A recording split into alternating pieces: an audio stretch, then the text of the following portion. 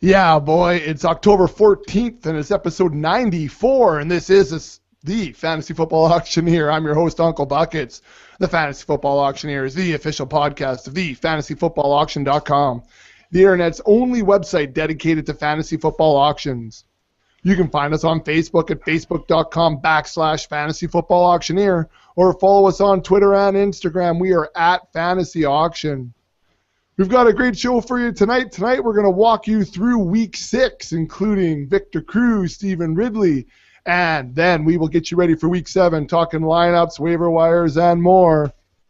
But of course, our experts, they're always here. He's still recovering from a tight matchup with yours truly in our Dynasty League. Slim, any thoughts on the big game? Not really. I was expecting to lose, quite frankly. You're the only one that clicked that, actually, on any of the social media outlets. So I was just doing that to give you a few more followers, maybe, that would comment. But yeah, no, I wasn't totally shocked, and I'll honestly say I wasn't totally saddened either, as we talked about a little bit today. Yes. For various strategic reasons. But. Yeah, well, hey, it's a dynasty. It's a dynasty.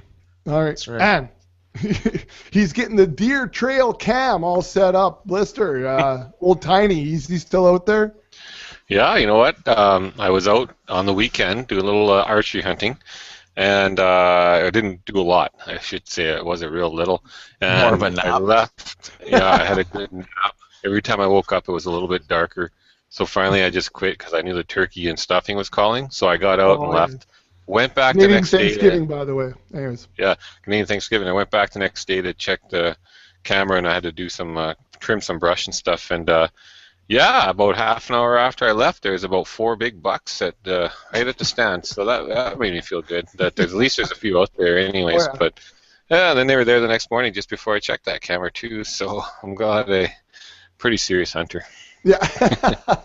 Well, I thought maybe we could increase the ratings a little bit. You talk a little bit of hunting this time. Well, I hopefully have some stories sometime down the road, but not this weekend. Probably I'll be in Toronto, signing autographs and doing a podcast tour for the auctioneer. So yes. Yeah, you know what? We got to get out and do these PR things in Toronto, one of the bigger cities in Ontario. So it's nice to go down there and spread some fantasy love. That's what we're gonna do. There you go. So a happy belated Thanksgiving to all of our Canadian listeners. That's probably the 3 of us and maybe 1 or 2 others. And happy Columbus Day, maybe, to the Americans, actually. John Oliver had a great little bit about Columbus Day on whatever his new show is. I forget what the title is. It's good, though. It's worth a Google. Anyways. That's enough of that holiday talk. Unless someone has some holiday talk, Slim? No?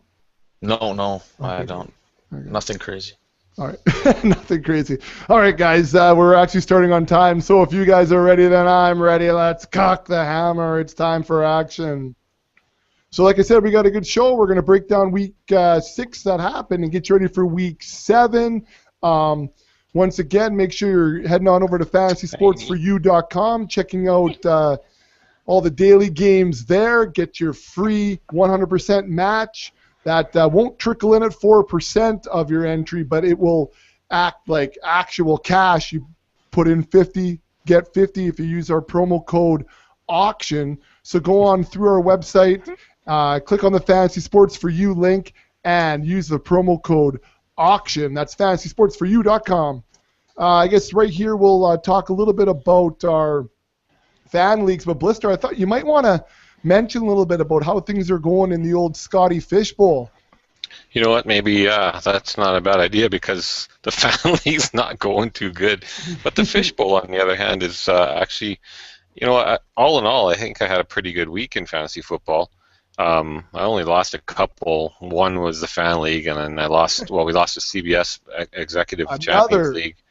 Another close loss. A couple guys really underperformed, so we're only 500 in there, but you wouldn't know it because we have a good team. And then the other one I lost the most important that really made me mad when I saw Slim at school today was the auction, the big auction, because Slim beat me in it, so that made me very sad, because then I was also eliminated from the Survivor. But every other league I was in, I won, I think. So.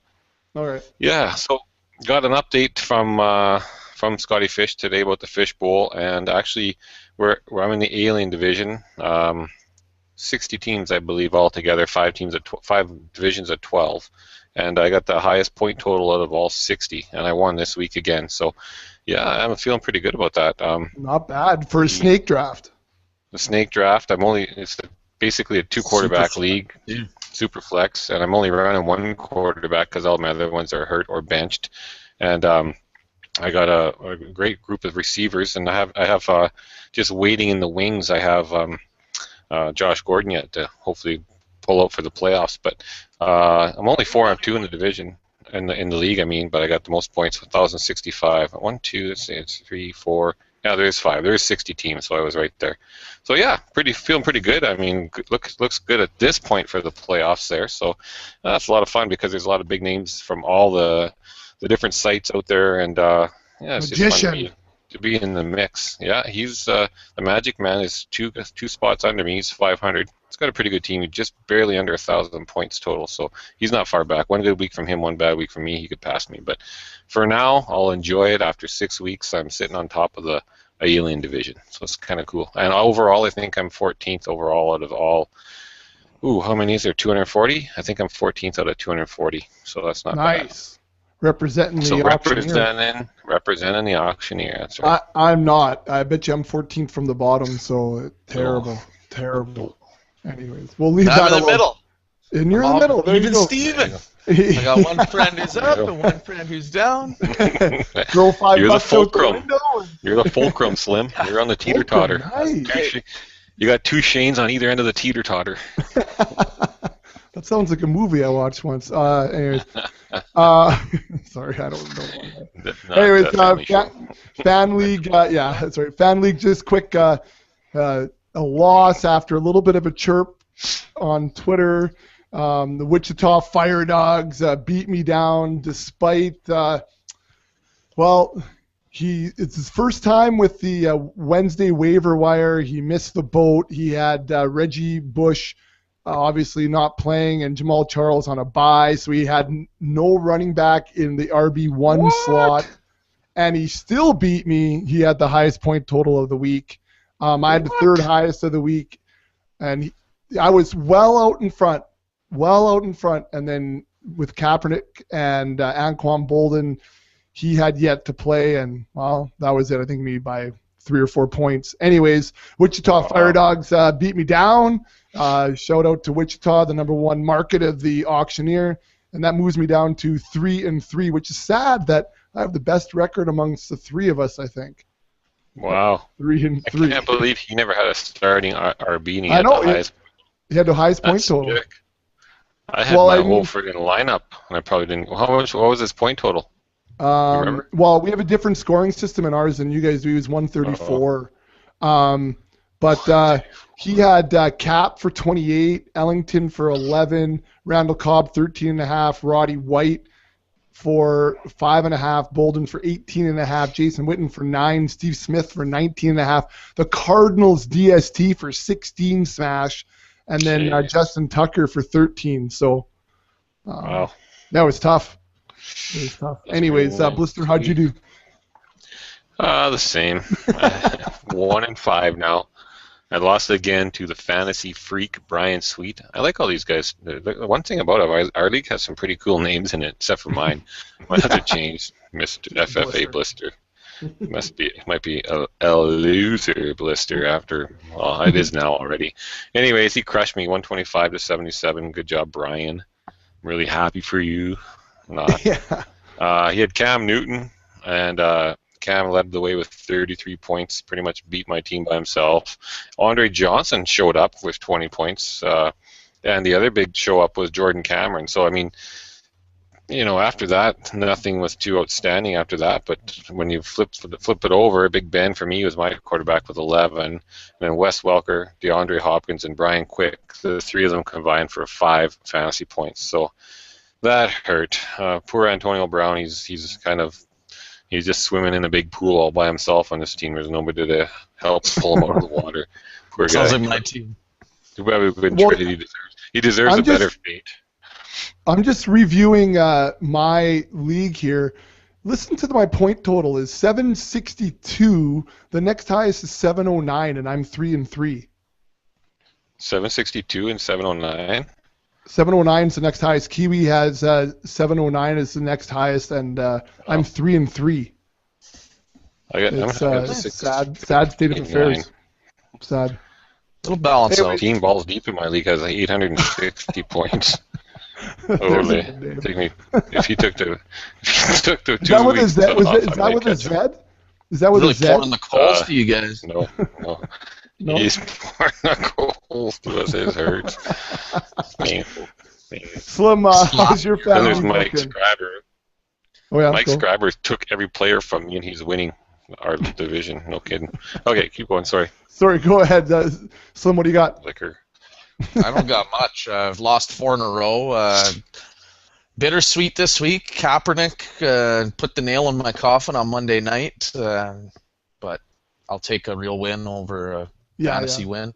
You've said that before. And I feel like Blister. I got DeMarco Murray. He's just rotting carcass on this team here, surrounded by Doug Martin and Crabtree and Garcon. And, I mean, yeah. Crabtree did run a nice route last night, though. Yeah, Gruden he enjoyed that. Busted 2 nuts after he talked about his spider Y banana, and then Crabtree had his double move there and had to put the Pro Tracer on it or whatever they call that thing that does absolutely nothing except put a line underneath the player. Yeah, I know. Well, it's going to be give me the stat tracker. They had that on there before. I don't know where it went, but at least I got to know how many miles per hour they were going when they caught the Well, who was it? When J.J. Watt ran that one back, he was like at 19.5 miles an hour. Yeah, why can't they give me that? I wanted to give me something. I can see a line behind something. Fox did that with the stupid puck tracer there 15 years ago, and the novelty wore off then. I need something more than that. Give me another gimmick. But anyway, yeah. Well, I digress. My fantasy team sucks. I lost again. 1-5 now. To shout out Josh Van Gundy. He's in first in my division actually. Good squad, very balanced. But yeah, I'm garbage. I'm garbage. Me and you are both 1-5. Well, next year there'll be no fan leagues. Yeah, we'll just run one fan league. That's it. And all 3 of us will be in it. We won't have any fads next year. No one's going to listen to us because they can all beat us. These guys. Well, but we said we were. You know what though? Listen, and it's because they followed our auction philosophies and strategies. Use the draft kit. It's all those things, right? So. Yeah. Well, it must be. I don't know how else to explain it. Maybe they shouldn't be able to use that against us. Yeah, it was the most competitive draft I was probably in all year. One of them, that's for sure. Yeah, it was a tough draft. I remember not liking a lot of people. Mike Schreiber. Well, we did ours in February, right, Blisters? So, anyways. Yeah. It was a long time ago. Thought we had a leg up on the competition. Yeah. All right, well, let's get this thing rolling, guys. Let's take a look at segment number 1. This segment's called We Just Got a Letter. So we just got a letter or a Facebook message from Ski in Abu Dhabi. He's asking about waiver wire moves. We'll just move that right down and slot that into the live wire segment later on. So he's looking for running back gems. So Ski in Abu Dhabi, make sure you listen up to that segment, which I know you always do as you messaged me today. So we'll just cover that there. So that's segment number 1, guys. All right, that was good. Good. So segment number 2 is called the Fantasy Football News Buy or Sell. So in this segment, we take a look at headlines and we look at the fantasy implications of said headline. Blister, we're going to start with you, and not really because it was the Patriots, just because alphabetically I thought maybe you were first. Anyways, reports are that Stephen Ridley has torn his ACL and MCL on his right knee. He did that Sunday at Buffalo, a source tells ESPN. Of course, I think right now it's still just, as far as the Patriots are concerned, a significant knee injury or leg injury. So, of course, why would they tell us anything? Anyways, Blister, based on this news, buy or sell. Hello, Brandon Bolden. I'll buy that. I mean, for the last few years, the Patriots have kind of led the NFL in rushing attempts and stuff like that, and rushing touchdowns. So I think Brandon Bolden will fit right into that Stephen Ridley role. He's done it in the past. He's had trouble himself staying healthy. That's why he's kind of showed up and kind of disappeared and stuff like that. But I think now, I mean, we got to see what James White can do as well. I don't know how much, if they'll have any more faith in him yet or not. But definitely Brandon Bolden is going to be a guy that you want to look for. And we were going to talk about him on the waiver wire, so I won't go into great detail. But I'll buy that. Hello, Brandon Bolden. Hello. All right, number 2, going to you, Slim. Cardinals' Carson Palmer feels good Monday after his return to the lineup. So according to Bruce Arians, the quarterback Carson Palmer was feeling good after 44 pass attempts and the win against the Redskins. That was in week 6. So, Slim, buy or sell. You can now start Floyd and Ellington with confidence, but maybe this drops John Brown's fantasy value just a wee little bit. Yeah, I'll buy all that, I guess. Nice. I mean, I don't know how high John's Brown fantasy value was in redraft leagues. I mean, I think he was definitely an interesting guy in Dynasty, but in redraft you'd have to be really strapped and start him. But now, obviously, Floyd. I think most people were starting Floyd and Ellington anyway. Whether they liked the fact that they were doing it just in case they had a solid game. Obviously, I think though now, I mean, we saw last week, Floyd found the end zone, and Palmer was back. It's not a coincidence. He's going to be more involved in the passing game. So, yeah, I think it's good for both of them for sure. All right. Blister, moving on to headline number 3. Marvin Lewis says that A.J. Green has a shot at playing in week 7. So during the Monday press conference, he is calling A.J. Green day-to-day moving forward. So he does have a shot at playing week 7 against the Colts. So Blister, buy or sell. He's not playing, and Sanu will be a wide receiver 1 this week against the Colts. I'll buy that. I don't think he's going to play. I think he's going to miss another week. And yes, Mohamed Sanu again, be a guy to play against the Colts. I don't have it. The Bengals, did they already have a bye? I should know that, but I just got thrown off by something meowing in the window. Anyways, fly high. Yeah. I think they're going to rest him one more week. I just don't think that it's too early in the week for them to reveal that to the opposition. So I think that they're trying to string him along a bit, but I'm pretty sure he'll sit and Sanu will play. Okay. Bye. There you go. Buy it. Going into number 4 here, Slim, going to you. Giants coach confirms the knee surgery for Victor Cruz. So Tom Coughlin confirmed to reporters Monday that wide receiver Victor Cruz will have knee surgery after suffering a torn patellar tendon on his right knee in Sunday's game against the Eagles.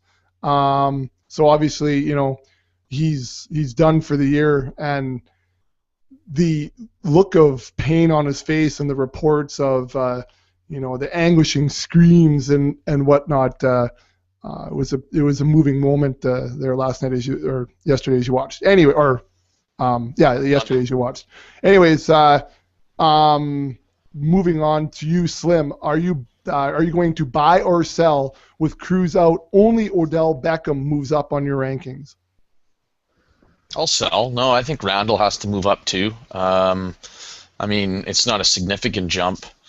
But, I mean, obviously they've got to do something there. Larry Donnell should move up. I think all these guys are going to be more involved in the passing game. Not Andre that Cruz Williams? was... Just kidding. Yeah, Stonehands? No, unfortunately. There's a reason why he caught no passes in college. I've seen a couple of times where they've just blasted right off his mitts. He has caught... Coke and paddle.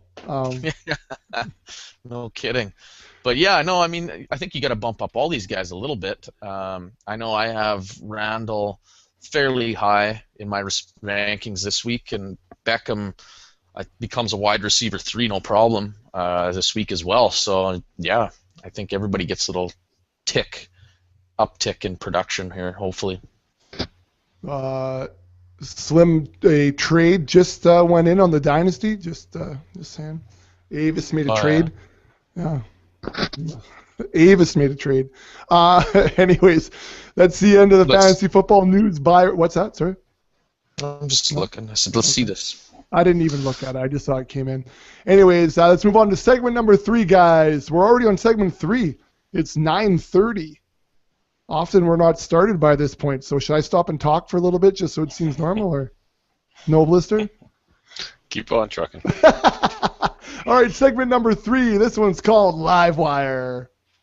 So Livewire is when the experts take a look at the waiver wire and they tell you who you should be targeting. So they kind of go back and forth on individual names.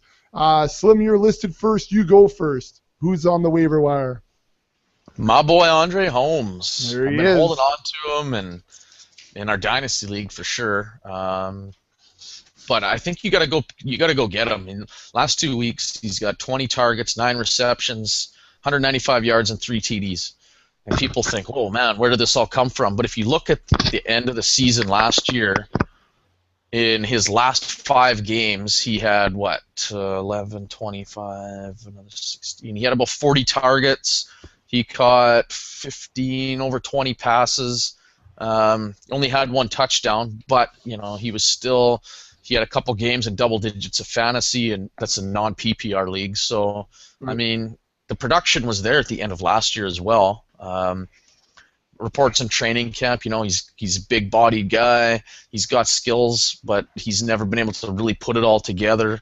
Now maybe he's about to do that. So, yeah, we'll see. Small school guy, maybe take some time, a little extra time to get it together, but he's definitely going to have the opportunities now. I love the fact that, 1, the Raiders can't run the ball.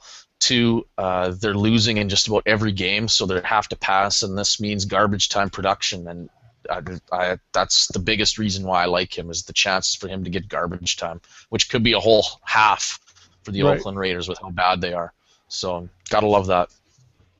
Okay, I'm just on a side note. I was just going to jump into Yahoo to see Andre Holmes' player availability. And just so you know, Blister, I destroyed my opponent this week in that Boston Pizza Pool. I am number 1 in the paper, just so you know. And this just, again, Slim, I know, because I love to validate how terrible of a league this is. Guess who's the number 1 person on the waiver wire, which isn't open in this league because there is no waiver wire. But guess who is the number 1 waiver wire name that's right now a free agent? It's so embarrassing. See, LaShawn McCoy. What? He's unowned it's in that one of those league. teams that haven't put their team in yet. No, everyone's got their team in. Just no one's put him. No, somebody drafted him. No, he's available right now. What? Well, that's a mistake. I'm just telling you. Well, it's a mistake, all right. The entire league is. When are these prizes going to roll out? Is there 5 We wait until the very end. Listen, Andre Holmes is owned in 10% of leagues, but LaShawn McCoy is not owned in our league. Just saying. Marley could be beaten. Anyway. She would be. I guarantee it. Anyways, she can write her name, so I know she'd beat half the guys in this pool. I'm just enjoying the debacle that is this league. And it's in the paper. It's the whole thing. Have you talked to Dale lately? Not since. Why doesn't he even have his team entered? He hasn't entered his team yet, or he has his team all on his bench. He has not submitted a starting lineup yet. Why? I don't get that. I don't know. The commissioner's wife hasn't put the lineup in yet. I don't get that either. How does that happen? I don't know. Seriously? She can't log in, apparently. He drafted a team for her. Can he tell her, hey, buddy? I don't know. Anyways, Blister, talk too competitive, man. She's tapping out. That edge. Blister, who you taking? On the waiver wire, that's back to the Patriots, Brandon LaFell. We drafted him. I talked pretty highly about him earlier on in the year. We took him in at ECL, and we had to cut our roster down. We cut him. We should have known it would take a bit of time, perhaps, to get into sync with Tom Brady. But right now, he's the 31st ranked wide receiver in standard scoring. No kidding. He's New England's only real deep threat. He's starting to get into sync, like I said, with Tom Brady, and Brady's looking for him, finding some trust. I'm so happy to see them throw it more than 7 yards. I mean, I don't even care if it goes incomplete. And what's that? They're going to have to now with Ridley gone. Well, I mean, yeah. So I like that. So here's the stats the last 3 games, and like I said, it takes a little bit of time. They said to learn the offense, and we were making fun of this before because, I mean, what's their offense? You hand it off or you throw it 7 yards. It's not a big deal. But now that he's going down on the field, week 4 at KC, where they were getting pounded, he got 10 targets, made 6 catches for 119 yards and a TD. So just under 24 fantasy points in PPR. But week 5, and this is the problem here, you can have these duds. He had 4 targets, 1 catch for 20 yards, so 3 fantasy points. Week 6 at Buffalo, 6 targets, 4 catches, 97 yards, 2 touchdowns for 25.7 fantasy points. So out of 2 out of the last 3 games, he's got almost 24 or more fantasy points. But you're going to have that dud in there too, where he goes for 1 catch for 7 or 8 yards or 12 yards or some. That can happen, but I mean, right now, like I said, standard scoring, he's the 31st ranked wide receivers. A lot of leagues you play in run 3 wide receivers, I'm sure.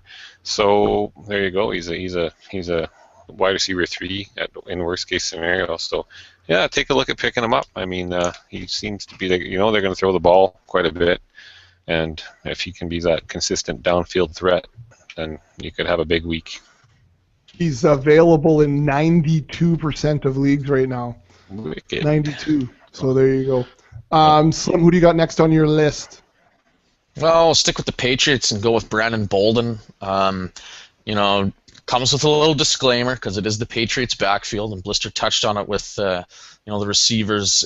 One week there can be awesome, and the next week there can be nothing. But there's just not a lot of bodies there anymore. And Vereen, I don't think he'll ever be an every down running back. He shouldn't be. He's not built for that. We don't know what they have in James White. To me, Brandon Bolden is the between the tackles runner, the goal line back, all that fun stuff. And, he didn't have a great game when he came in relief. But to me, that's always hard for a player when they have to come in. They're not running with the ones necessarily all week. They're not in the game plan. So they're coming in cold, and then they're just kind of ad-libbing as they go. I think he'll have a better performance this week. And if you look at it, in 2012, 2013, the guy averaged 4.9 yards per carry in both those seasons. So he's almost 5 yards a carry. I don't see why that can't carry over somewhat to this year. You might want to pull your hair out sometimes when you think you have a good matchup, and that'll be the week that they decide to go with Vereen 80% of the snaps. But I think, if you're in a pinch right now, definitely he can be a flex running back for you in standard scoring leagues, and you got to take the good with the bad. But it's slim pickings out there right now, so he's pretty much the hottest hand out there for running backs.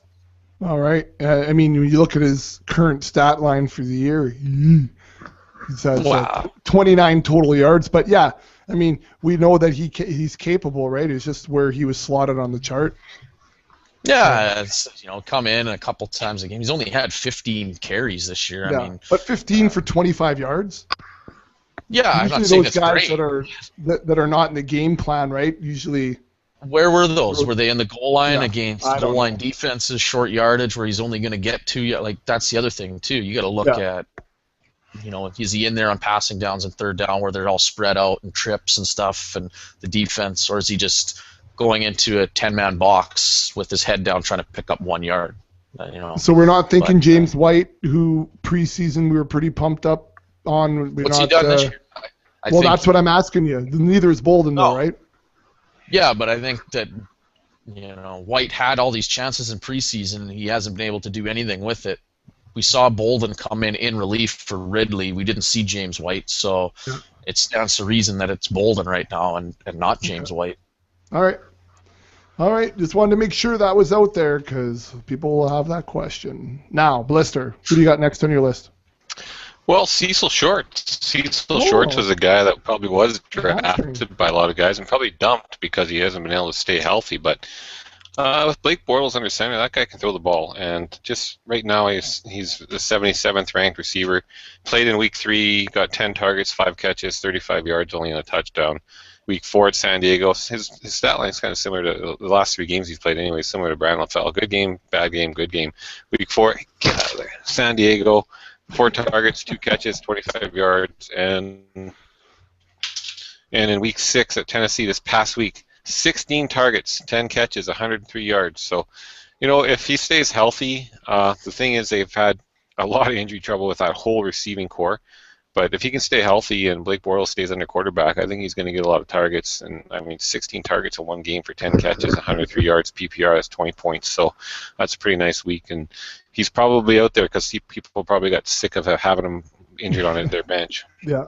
He's owned in 39% of Yahoo leagues right now. So that's it. Eh? Yeah. So readily available in every second league, that's for sure. So Slim, what's up next for you? Antone Britney Spears Smith, and I call him Britney Spears because you just gotta. I always think of that song. Oops, I did it again. This guy every week he just does it again. Soundbite.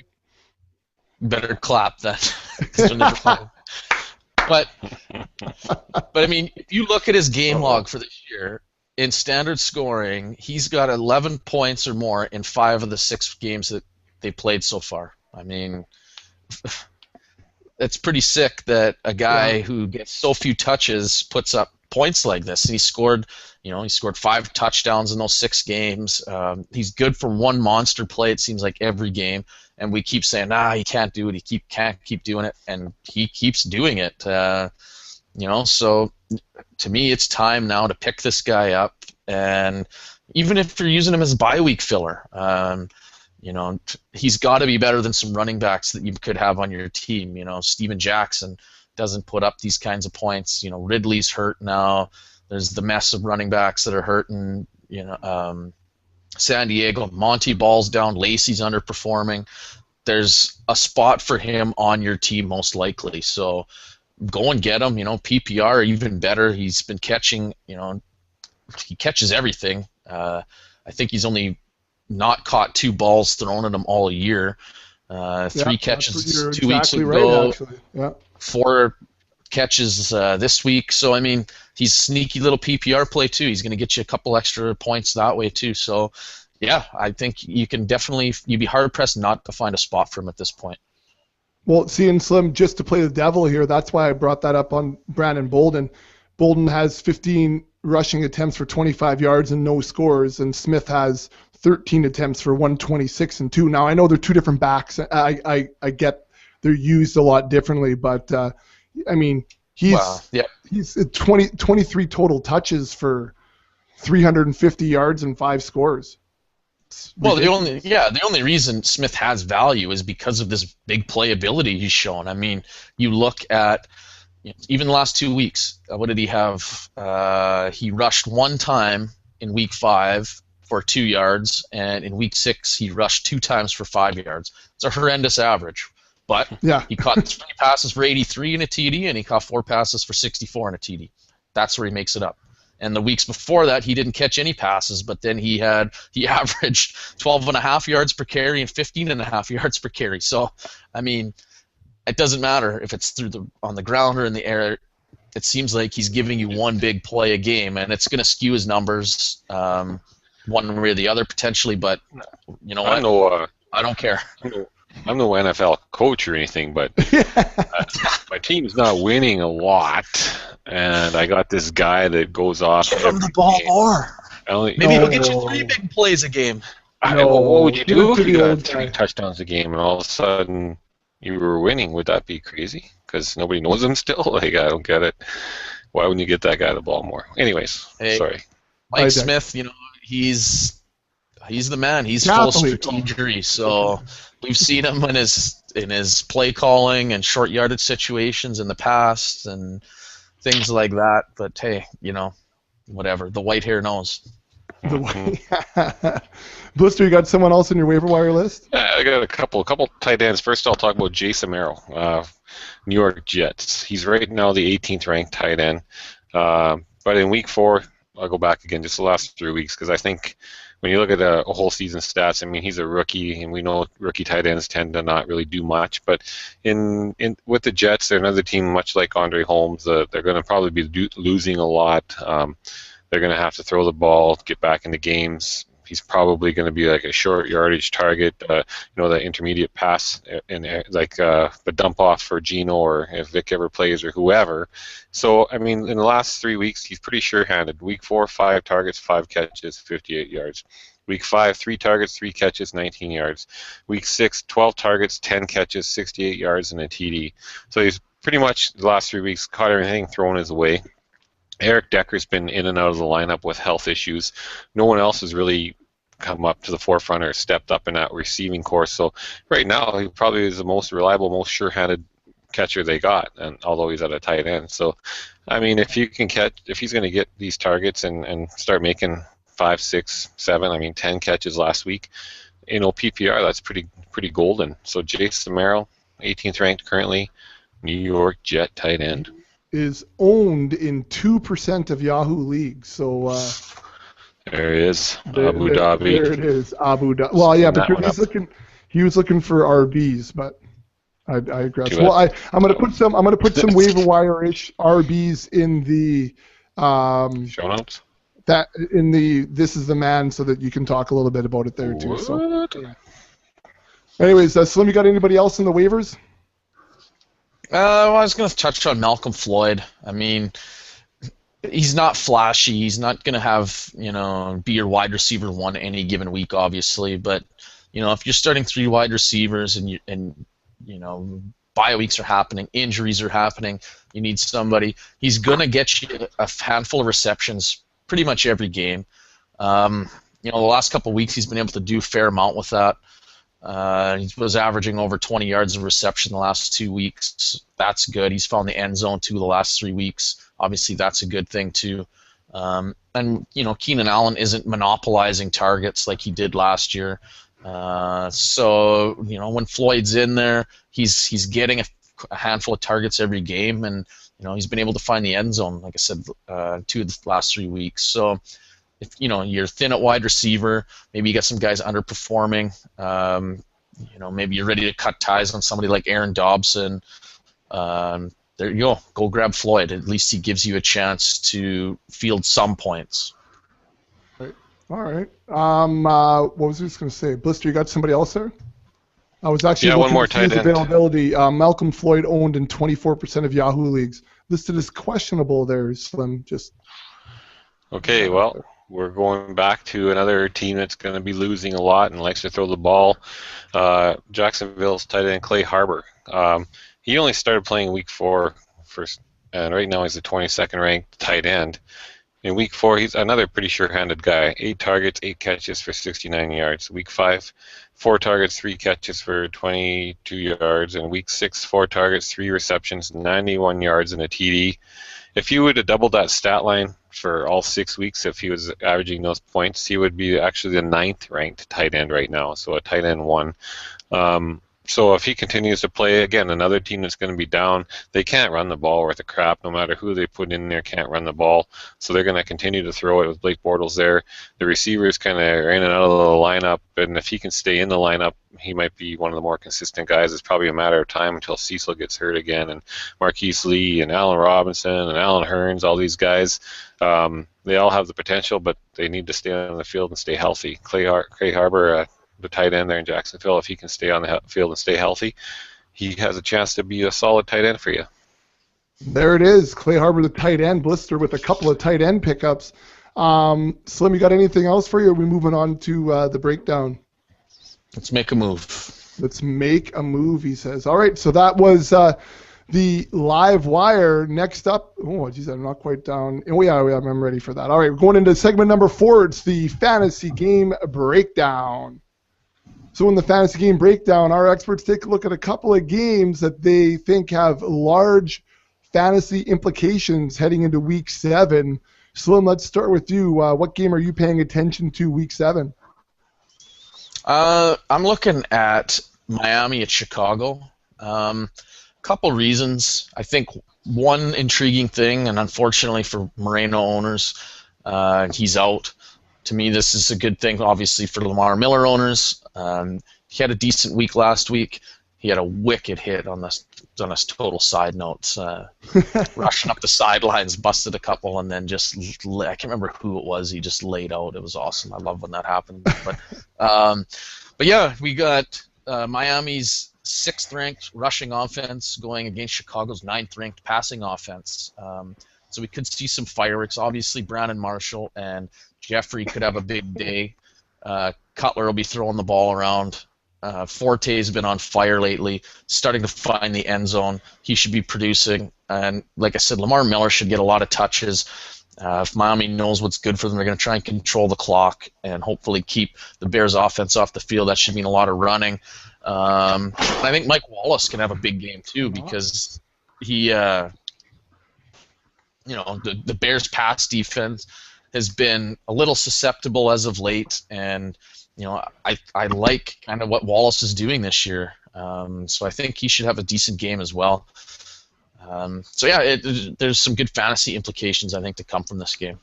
All right. Blister, if you're done laughing at whatever you're giggling at over there. Whoops, I muted myself a little too late. Cat was walking around meowing, and I was blowing the hair off me, and I figured that I probably didn't mute that when I should have, but well, it's always entertaining. All right. Blister, what game are you paying attention to this week in the breakdown? Well, you're going to look at Cleveland at Jacksonville, a couple of stellar teams. But Yes. now that I realize I'm going to look at it, I talked about half the guys in the waiver wire. But Cleveland at Jacksonville. Cleveland's coming off a big win over Pittsburgh at home. Now they're on the road to Jacksonville. Jacksonville's still looking for their first win. One of the things that's surprising, Hoyer's been getting the job done, but last week he only completed 8 passes, 8 for 17. Now that's scary. I mean, yes, he's got nobody to throw it to, but like we mentioned before, Jordan Cameron, there was a Jordan Cameron sighting. He came alive.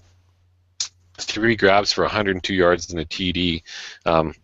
Their next best receiver was Travis Benjamin, 1 catch for 31 yards. So, I mean, when you only complete 8 passes, it doesn't, if Jordan Cameron doesn't go off for 102 yards and a TD, then all your receivers are not really worth a bag of marbles because 8 passes? I mean, that's only dishing out 8 fantasy points, PPR points. That's sad.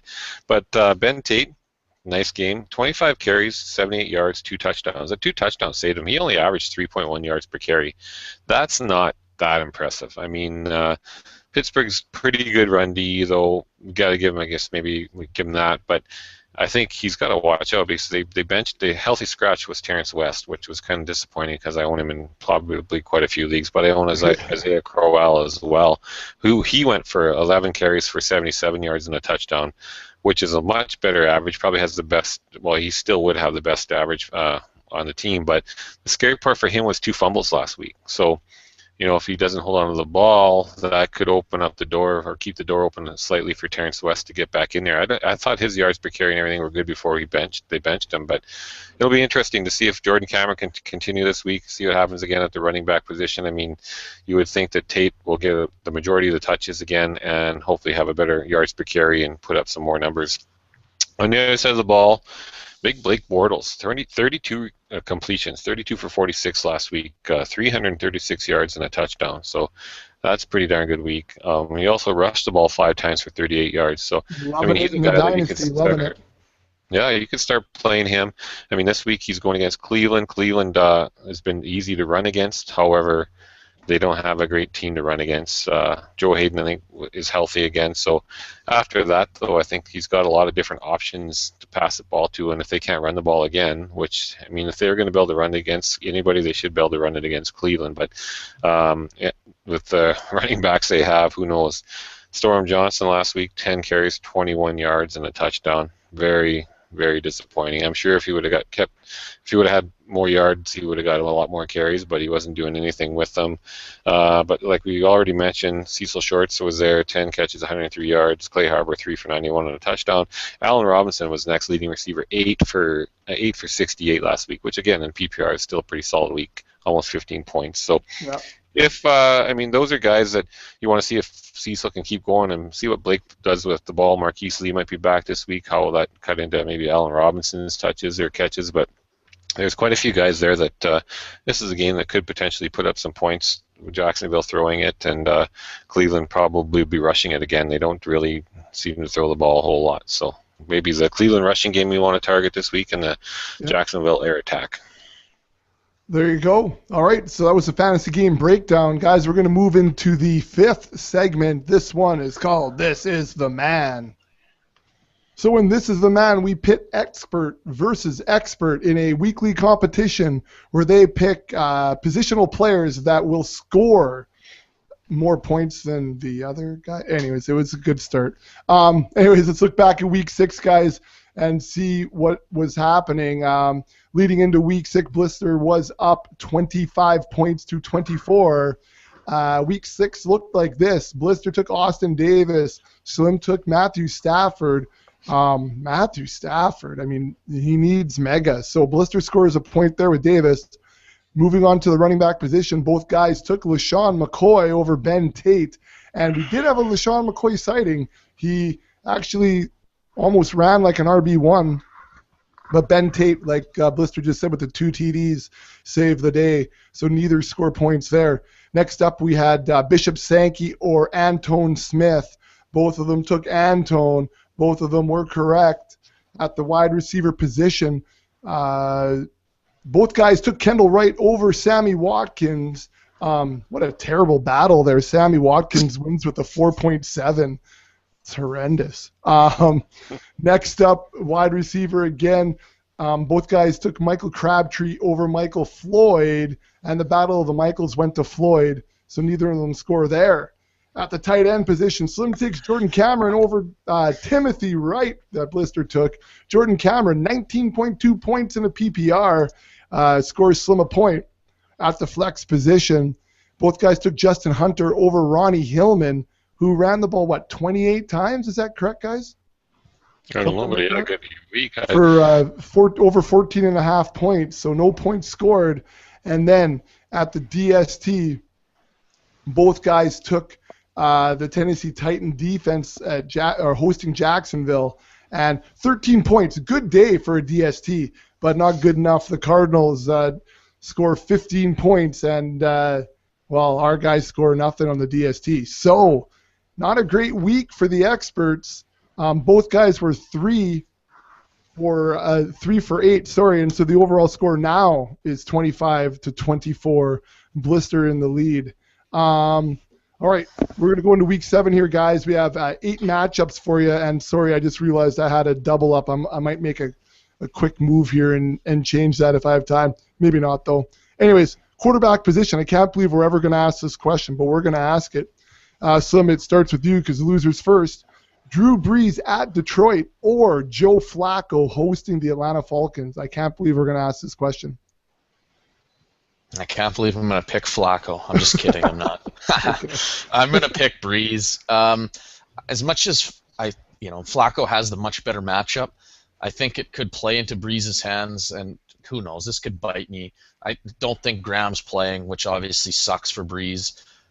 But I look at it, I don't think they'll be able to run the ball at all against Detroit. So if they have any chance to win, Brees is going to have to pretty much do it all himself. I'm going to bet on that he can at least rack up some yardage. I don't know how many touchdowns he can score, but I wouldn't be surprised if he's got 50 pass attempts in this game. And Flacco, I think that they can carve up Atlanta on the ground, and maybe Flacco doesn't have to do as much. It could be a lot of handoffs, and Flacco might have 21 pass attempts.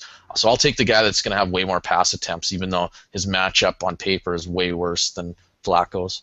Okay, Blister, who are you taking? I'll take Joe.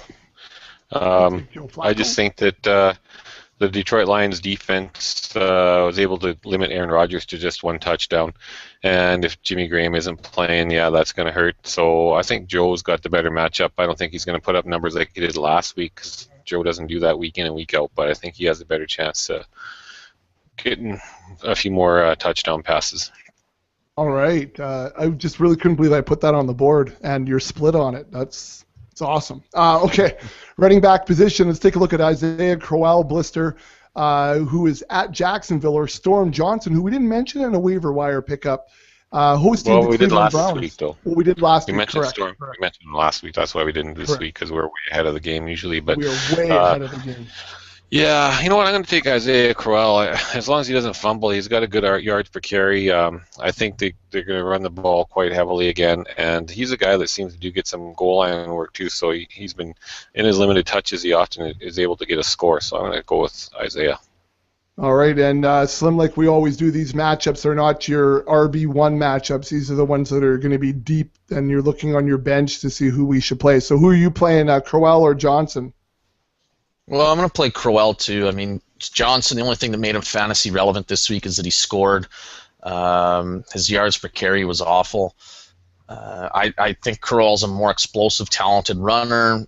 I think he'll get just as many touches as Storm Johnson. Gerhardt could come back this week potentially, and that's going to eat into some of his touches. So I like Crowell, yeah.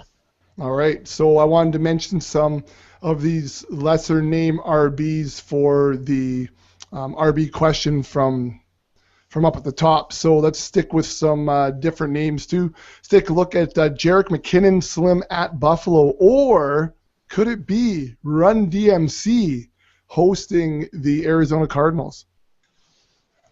Wow, I will never take as much as I didn't want to take Flacco. I will never take Darren McFadden.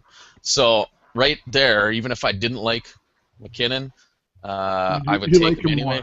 But I like McKinnon. I have him as my 18th ranked running back this week. I think Matt Asiata, if Vikings finally realize that he's absolute asswipe. He's the Peyton Hillis clone in a sense that McKinnon's an awesome athlete. They got to try and find ways to get him in the ball as much as possible, because Cordarrelle Patterson, they're not using him. So why not use at least one of your athletes? His workload's gone up every week. Asiata only had 2 carries in the last game for -5 yards. Awesome. Wicked average. So it's going to be tough sledding against Buffalo. I think McKinnon, kind of like Anton Smith, who we talked about earlier, he can do his damage. He's going to do it through the passing game, and he's got that capability. Now, hopefully, Teddy can get him the ball this week. He hasn't been doing a great job, at least last week, of getting the receivers the ball. So, hey, hopefully they can work some short stuff to McKinnon, and he can take a couple big plays, make something out of it. So, yeah, I'm going to go McKinnon. All right. Blister, are you taking McKinnon or McFadden? I'm going to go with McKinnon, too. I know Buffalo's got a tough D there to run against, but he does have more talent, and Arizona's a tough D as well, and McFadden is old and crap, so I'm going McKinnon. All right, let's go to the wide receiver position. Let's take a look, Blister, at Ruben Randall at my Dallas Cowboys. I mean, we didn't even mention the win, the Terrence Williams grab, the Tony Romo scrambling, and anyways, it was a big win for us. Yeah, I was hoping that the Road Warrior Dave Cherney might have commented on that, but he's gone MIA. So, Dave, if you're out there and you're listening, we miss you. Anyways, so there you go. Ruben Randall at Dallas, or Andre Holmes, who we spoke to earlier against those very Cardinals.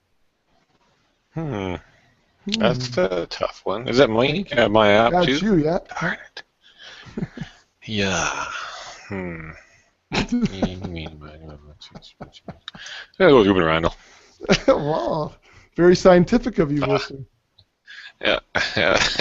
No reasoning behind it. With Victor Cruz out, just because Victor Cruz is out, I just think that they're going to have to, he's going to get a lot more targets. He may have to be the focal point now of that passing attack and step up. So it could be a tough one. I just think that maybe depending on who plays against Holmes, if they target him as the number 1 receiver in Oakland and try to shut him down, if Peterson's healthy, then he could do that potentially. So we'll see. All right, and I saw that all of that thought process went through your head as you eeny, meeny, miny, mode. That's right. Slim, you're up. Randall or Holmes?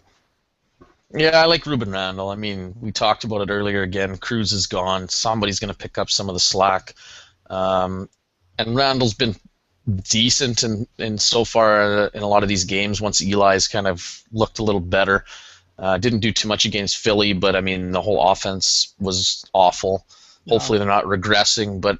And Holmes with Arizona, he's either going to see Peterson or Cromartie, and I don't think either one pose a good matchup necessarily for Holmes. I'm going to go with Randall. All right. Staying with you, Slim. Wide receiver still Cecil Shorts the third, hosting the Browns, or Odell Beckham Jr. at Dallas. Well, I think Shorts, if he plays and stays playing throughout the game, again, there's my man crush Joe Hayden out there opposite him, so he can limit him. We saw them do a pretty good job of containing Antonio Brown last week, and let's face it, Antonio Brown is a much, much better receiver than Cecil Shorts is. And again, back to the Cruz thing. Odell Beckham has looked good. He's explosive, so I'm going to go with him. All right. And moving on to you, Blister, Shorts or Beckham? Yeah, I like Odell Beckham too. Same reason. Victor Cruz is out. I don't know. I don't trust Cecil, and if he continues the pattern, he had a good week, bad week, good week. This would be bad week. So we'll see how that rolls out for me. There it is. Okay. I'm real scientific right now because I just realized I didn't do my rankings yet this week, and I'm going out of town, so I'm trying to go and do some rankings while we're doing this. Whoever follows should be money. Well, at least now you know who you rank above the next guy, so that's good, at least in a couple of positions. So Blister was saying with you tight ends here. These guys. Jason Merrill at New England or Clay Harbor hosting the Browns. Why do I always get there? They always seem tough when I haven't been reading they're or following. Tough. I plan on them being tough. Well, I'm going to go with Jason Merrill. He's been getting more targets. Clay Harbor only had 3 or 4 targets last game, and Jason Merrill gets a few more. So it could be garbage time points. It could be just because they're down a lot that I think he might get more targets and potentially do more with them. All right. Slim, who are you taking, Amaro or Harbor? I'm going Amaro. I think he can keep building off success last week. I don't trust Clay Harbor yet. I need to see something more than 1 week of production. Okay. So at the flex position, I've got 2 New England Patriots here, but I think it's just an interesting decision because you may have picked either or both up off the waiver wire or have that option. Slim looking at Brandon LaFell or Brandon Bolden. 2 Brandons, 2 Patriots. Go. Well, I mean, they're playing against the Jets. Take away last week's, I don't know what, Ronnie Hillman carving them up on the ground. I don't feel good about Bolden picking up big chunks of yardage on them like Hillman could. So if they can limit Bolden, we could see a lot more Shane Vereen. Then all of a sudden, Brandon LaFell just has to catch a pass or two, and let's face it, the weakness of that Jets defense is their secondary. So I got to go with LaFell because, he might catch 2 passes and be able to outproduce Bolden. Okay. Blister, what about you, LaFell or Bolden? I also will take Brandon LaFell. I just think that if the Jets defense gets back to being tough against the run, they give up 2 100-yard rushers this past 2 games, but the New England backfield is always such a chess piece. You don't know who's going to get played and who's going to get the most. So, out of nowhere, James White could be playing this week. We don't know that yet. So Brandon LaFell could be the better bet here. All right. And finally, the DST, Blister, staying with you, the Bills hosting the Minnesota Vikings or the Browns at the Jacksonville Jags. Give me the Bills. I think the Bills are the sleeper pick this week for people. If you're playing in a daily fantasy that includes DSTs, you might want to take these guys. They're probably going to be a little cheaper than some of the other big names. So look for the Bills to have a good week. All right, Slim, the Bills or the Browns? I'm going Bills, too. They're my number 2 defense this week. So, I think, Teddy didn't give us a bunch of confidence. They're tough defense all year, and they're going against a rookie QB. To me, that is a recipe for success. All right. So not a lot of splits this week, guys. Just to recap, Week 7, Slim's taking Drew Brees over Blister's Joe Flacco.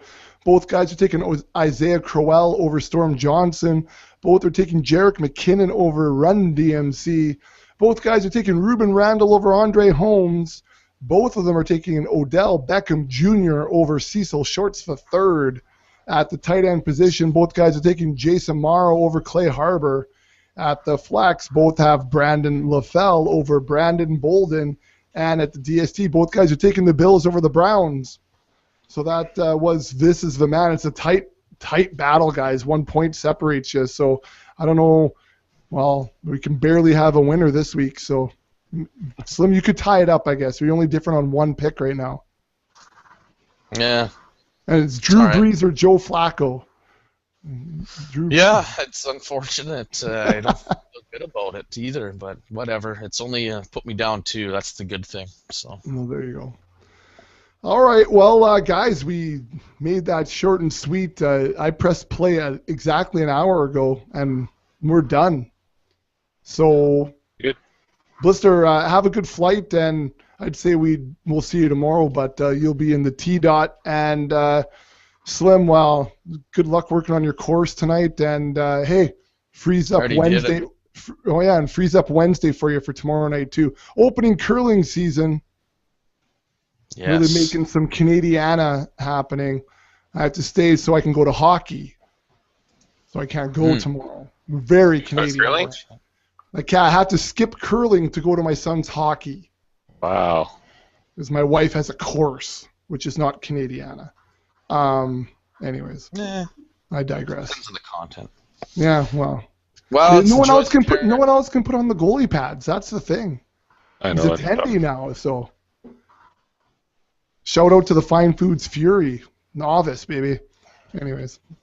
Fine Foods Fury. Nice. That's where they are. Good meat there. I don't know. Anyways, all right. All right, guys. That's it. You have a good flight. Slim, Thanks, I don't know. Do something. And for the rest of you, I'll see you when it's springtime in the Rockies.